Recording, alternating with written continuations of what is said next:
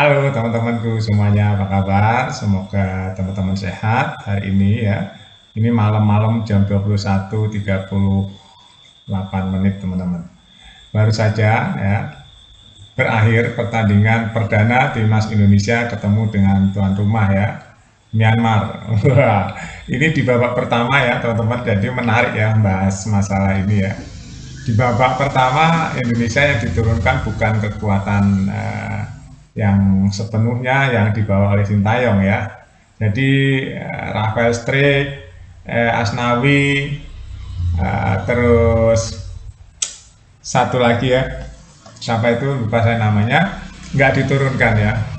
Memang untuk tes ombak ya. Ternyata di babak pertama Indonesia kesulitan ya. Di tengahnya juga kurang menguasai ya. Jenadi juga nggak maksimal penampilannya, masih agak-agak demam dikit ya, demam lapangan gitu ya, walaupun dia tuh sebenarnya bagus, tapi terlihat kurang maksimal ya. Nah, di awal-awal permainan Myanmar tuh gencar ya dia. Semangat cepat sekali ya permainannya teman-teman. Ya, saya sempat khawatir ya Indonesia tertekan terus, bahkan ada tendangan dari Myanmar tuh kena gawang juga ya, terus tendangan-tendangan ke arah gawang tuh banyak, tapi bisa diamankan oleh Cahya ya, Batu Cahya. Memang dari dulu Cahya tuh refleksnya bagus dari dulu saya mengikuti sejak U16 ya, jadi refleksnya bagus, walaupun nggak terlalu tinggi, tapi memang lengket bola dia itu teman-teman ya. Mirip-mirip Hernando Ari, mirip ya, similar gitulah, ya serupa tapi tak sama ya. Tinggi banget enggak gitu ya. Tapi memang keren ya, fisiknya keren, kuat, cepet, terengginas gitu ya. Nah, yang bikin saya senang di babak kedua, saya sudah eh, berpikir semoga Rafael dimasukkan ya, walaupun dia baru datang tanggal 8 kemarin, agak kecapean katanya ya. Makanya ada wacana kalau Sintayong nggak terpaksa dia nggak akan memainkan Rafael. Ternyata begitu Rafael, terus Asnawi, terus satu lagi yang dari Persib itu ya, lupa kok tiba-tiba saya lupa namanya ya. Nah, itu dimasukkan, itu terlihat sekali ya. Jadi hidup, permainannya hidup, terus tenang gitu ya.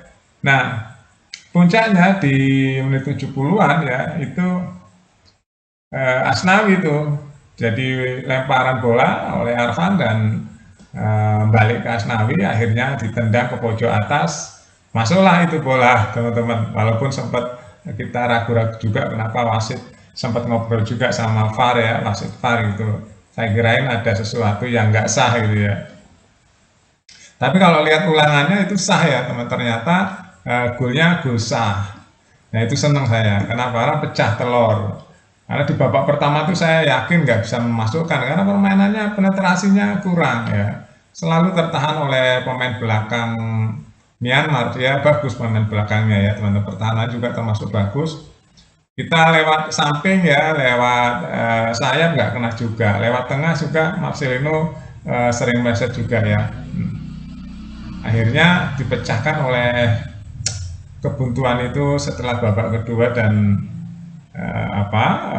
kekacauan di depan gawang Myanmar itu dimanfaatkan oleh Asnawi dengan tendangan langsung ke pojok atas. Akhirnya dari situlah ketenangan pemain Indonesia mulai terasa tuh, ketenangan passing-passingnya ya.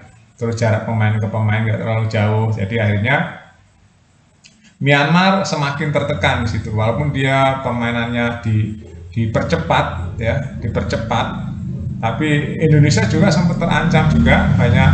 Nah ini nih teman-teman ya, saya mau menjelaskan ada kelemahan dikit di timnas Indonesia itu, di saat di depan gawang timnas Indonesia, pemain Indonesia nggak memepet.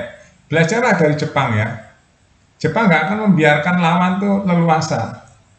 Belajarlah dari Jepang. Saya dari dulu bilang ya, belajarlah dari Jepang, nggak usah jauh-jauh cara permainannya. Jepang fisiknya kan sekarang mirip-mirip Indonesia, ya.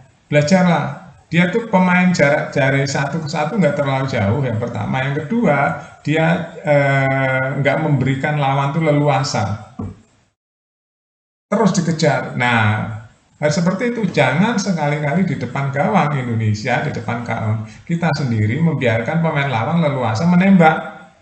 Nah, keblunderan-keblunderan seperti itu bisa membuahkan hasil. Tadi untuk bisa diblok oleh si Kadek ya.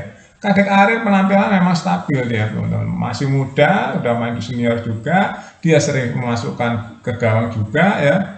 Kadek Arif memang mantep lah dia sebagai back, teman-teman. Benar, mantep. Nah, dari situlah kita udah menit ke 88, saya udah mulai tenang nih nontonnya ya. Sudah mulai tenang, masuk ke 90 plus 7. Nah, ini biasanya menit-menit rawan. Ya, menit-menit rawan nih kalau udah masuk pertambahan menit ya. Ya, itu injury time, menit-menit lawan. Akhirnya ada beberapa pergumulan di gawang Indonesia. Wah, saya khawatir kalau itu handball ya. Ternyata bukan handball, itu pemain Myanmar yang kram ya. Akhirnya menit 99 digenapkan oleh wasit karena ada beberapa yang jatuh di situ, ada yang beberapa yang kram, digenapkan pada 99. Nah, berakhir akhirnya Indonesia mendapat poin 3, teman-teman, dengan kemenangan 1-0. Indonesia menang ya, dan itu hadiah pertandingan perdana ya, 3 poin. Mudah-mudahan nanti ya, nah ini teman-teman, nanti kita bahas mengenai tiket yang sudah sold out ya, Indonesia Laos nanti di Manahan Solo. Tiketnya sudah sold out, teman-teman. Ramai banget ini nanti lawan Laos. Nah, Laos sudah dihajar sama Vietnam nih. Nah, nggak tahu kita nanti bisa menang berapa sama Laos ya. Semoga juga kita lancar nanti ketemu Laos di Indonesia ya, teman-teman, di Solo. Oke, itu aja teman-teman ungkapan saya ya. Mungkin teman-teman juga sama dengan saya, bahagia menyaksikan pertandingan perdana ini dengan membuahkan 3 poin ya, menang 1-0 atas tuan rumah Myanmar. Update terus berita-berita di Buat Makan TV. Sampai jumpa.